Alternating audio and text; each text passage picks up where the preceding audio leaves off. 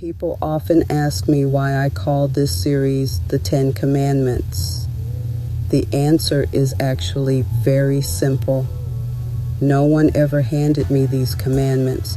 I spent a lifetime discovering them, not in one classroom, not in one church, not in one history book. I discovered them one lesson at a time. Some came from my parents, some came from my grandparents, some came from neighbors who had very little, yet somehow always found a way to help someone else. Others came years later while caring for patients as a registered nurse. Looking back now, I realize I wasn't collecting stories. I was collecting lessons.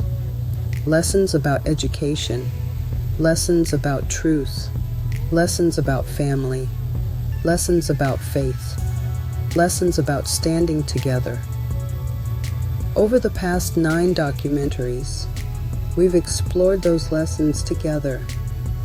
Each one answered an important question. But as I finished telling those stories, another question kept coming back to me. What was all of this preparing us for? I believe I finally found the answer. But before I tell you, I'd like to take you back to a time when I didn't feel free at all. Because until you understand where I started, you can't fully understand why I believe freedom is not negotiable. I was a young wife and a young mother. By then I had 2 beautiful children who depended on me. Like so many young families, we were working hard just to make ends meet. I found a job in downtown Chicago as a file clerk at United Insurance. Every morning, I walked into a tall marble building on Wacker Drive. When I looked out the windows, I could see the Chicago River and the skyline stretching into the distance. To me, it felt like I had finally made it. But appearances can be deceiving. I was earning minimum wage. I worked around people who often treated me differently because of the color of my skin. And when I came home, I was surrounded by voices telling me what I could never become. I wanted to continue my education. I wanted to become a nurse. But I was told I wasn't smart enough. Some of the people closest to me said I should forget about college, forget about nursing, forget about my dreams. They believed I would fail. For a while, those words hurt, but then I made a decision that changed the course of my life. If they believed I wasn't smart enough, I was going to find out for myself. So I enrolled at Malcolm X College. And instead of choosing the easiest class, I chose one of the hardest, chemistry. I wasn't trying to prove them wrong. I was trying to discover whether they were right. That decision changed everything. The day I walked into my first chemistry class at Malcolm X College, I was carrying more than books. I was carrying years of doubt. For a long time, I had been told I wasn't smart enough to become a nurse. Those words didn't come from strangers. They came from people whose opinions mattered to me.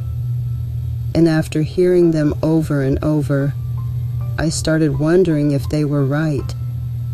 Still, something inside me refused to quit. If I was going to fail, I wanted to find out for myself, not because someone else had already decided my future. So I chose one of the hardest prerequisite classes I could take, chemistry. I remember sitting in that classroom, wondering if I had made the biggest mistake of my life. But something unexpected happened. The more I studied, the more I enjoyed learning. Instead of looking for excuses to quit, I found myself looking forward to every lecture, every assignment, every challenge. For the first time, I wasn't trying to live up to someone else's expectations. I was discovering what I was capable of. Then the grades were posted. I had earned an A. That piece of paper meant far more than a grade. It proved something to me that no one could ever take away. I wasn't too dumb. I was capable. I wasn't a nurse yet. I hadn't graduated. I hadn't built the life I dreamed about. But when I walked out of that classroom, something inside me had changed forever. For the first time in my life, I stopped believing what other people said about me. I started believing what God had already placed inside me. And that decision would carry me through everything that came next. Earning that A in chemistry gave me confidence, but it didn't change what was happening at home. The more determined I became to continue my education, the further apart my husband and I grew. I believed education would change our future. I believed honest work would open doors that no one could ever close. He didn't see life the same way. We argued often, not just about school, but about the direction our lives were taking. I wanted a future built on education, hard work, and raising our children in a different environment. The pressure became constant. I was still working, still raising 2 young children, still trying to keep our family together, and still hearing the words, "You'll never make it." There were days when I was exhausted, days when quitting would have been the easier choice. But every time I thought about giving up, I looked at my children. I wasn't just fighting for my future anymore. I was fighting for theirs. Looking back now, I realize something. Freedom doesn't usually arrive in one dramatic moment. Sometimes it begins with the quiet decision to keep moving forward, even when every voice around you tells you to stop. I didn't know where that decision would eventually lead. I only knew I couldn't turn back. And that decision would soon take me more than 2,000 miles from Chicago to California, where a whole new set of challenges was waiting. Leaving Chicago didn't mean my struggles were over. In many ways, they were just beginning.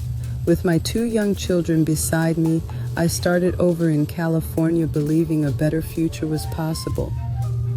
I enrolled in Bryman Medical Assistant School and took every opportunity I could to work in healthcare. During the day, I worked as a nursing assistant.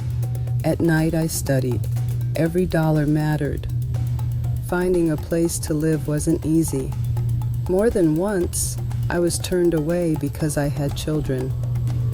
Landlords seemed more willing to rent to people with pets than to a young mother trying to build a future. My former husband and I shared custody. On paper, it looked fair. In reality, it was unpredictable. Sometimes he kept the children longer than we had agreed. Other times, I had to rearrange my work and school to care for them. I paid child support as the court ordered because I believed in following the law. Even when life felt unfair, I kept moving forward because I had a goal. I wasn't simply trying to survive. I was trying to become the woman my children deserved to have as their mother.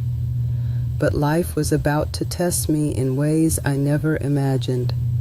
And the next decision I made would change our future forever. Before I continue, I'd like to ask one small favor. If these stories have meant something to you, if they've helped you see history through the eyes of someone who lived part of it, would you consider subscribing to this channel? My goal has never been simply to talk about history. My goal is to preserve stories that might otherwise be forgotten and pass them on to the next generation. If you believe these stories deserve to live on, please subscribe, leave a comment, and share this documentary with someone who loves history. Now, let me tell you about the moment that changed my children's lives and mine. I believe that if I worked hard enough, studied long enough, and kept doing the right thing, life would eventually become easier. Instead, it became more difficult. My former husband and I were still sharing custody of our children. On paper, everything looked organized. In reality, life was anything but predictable. Then one day, everything changed. While my children were in their father's care, my daughter was seriously injured. Authorities became involved. An investigation followed. The court carefully reviewed what had happened. When it was over, I was granted full custody of my children. That decision changed the course of our lives. For the first time, I could make decisions without wondering whether someone else would stop me. I could finish school. I could build a stable home.